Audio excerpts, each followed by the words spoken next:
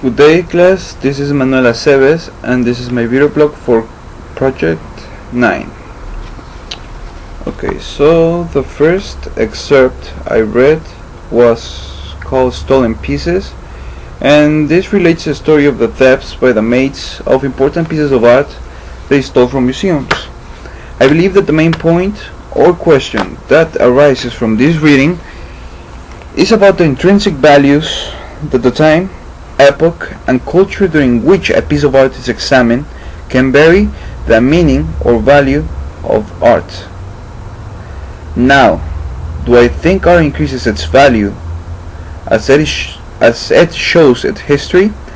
In this case, the fading painting, the loss of a piece that was stolen, wear and tear of the art or the piece of art, or do I think that art is best appreciated when seen in its original condition? Good question. To be honest with you, I do believe that the appreciation of art is relative, because it depends on the culture, time, appreciation, and societal connections that people have to a piece of art, for a piece of art. Therefore, what a novel or a painting meant to people of different times or societies from the one we live on today will differ in its conception either greatly or minimally. Now, I also believe that it must be a rule that art should be kept as in its original state or close to it, so that people can enjoy in a fair experience of what the artist wanted to infer from his work.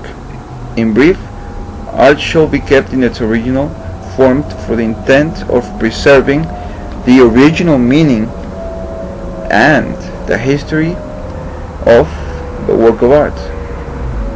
Now,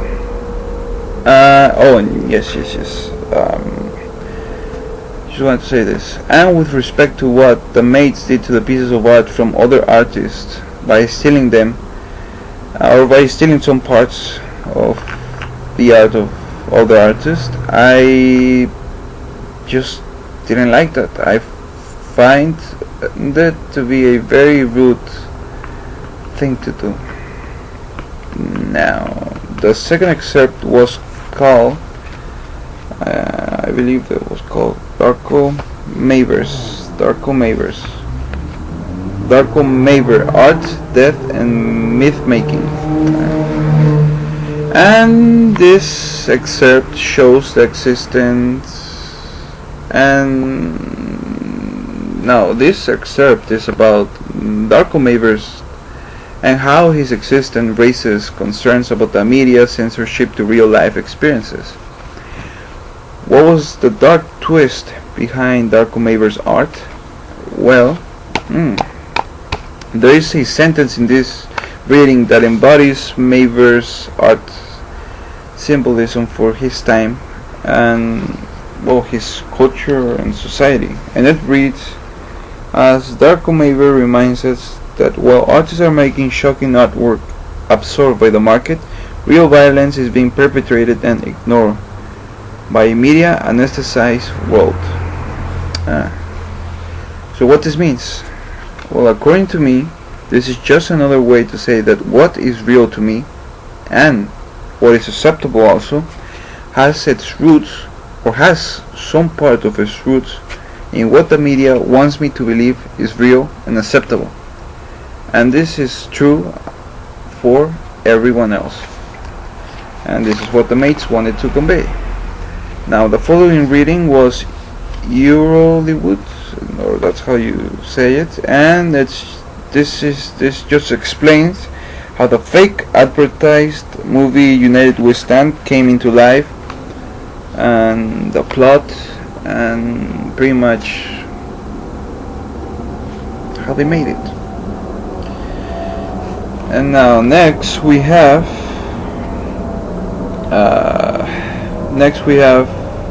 the excerpt by the name of It Means What It Says. And this is a very short essay about an art demonstration by the mates on a building in Viterbo, Italy. They place a plaque that read an ordinary building in a random building they found in this city. And based on what I read from this passage, I came to the conclusion that this time the mates wanted to emphasize how reality can become distorted by changing or adding facts to real situations, to monuments, in this case this building, or to situations.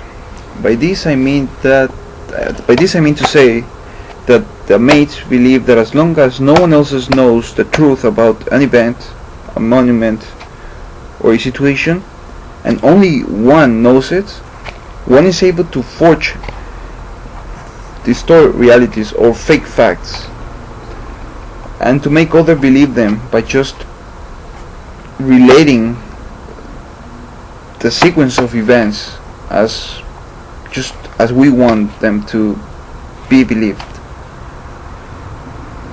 Since one is the only witness in this event, or one is the only one that knows the facts about a monument or a situation, who can claim that what I'm saying is not true? And this is something that happens in the Bible too. Who knows? I'm just going too far. So the mates just wanted to raise this question about the reality of the history of things in this excerpt. That's pretty much it. Now finally, our last reading was called It's Always 6 o'clock. This reading talks about an exhibition of art by the mates that is very much full of their uniqueness and style.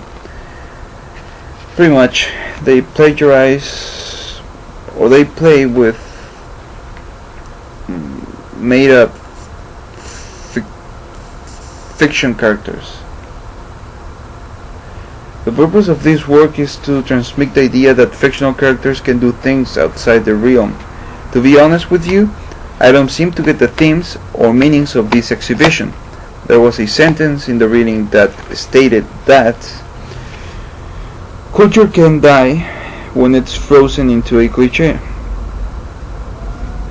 That's the only meaningful sentence I found in this reading, and that's what I believe the main theme or meaning of this exhibition. But to be honest with you, this sentence, I didn't find any meaning in it, and I didn't find any meaning in the exhibition. And to me the exhibition just meant nothing. I mean, just changing the roles of fictitious characters. That's it. Just playing with characters. So this is my video blog for Project 9. Hope you like it. See you later.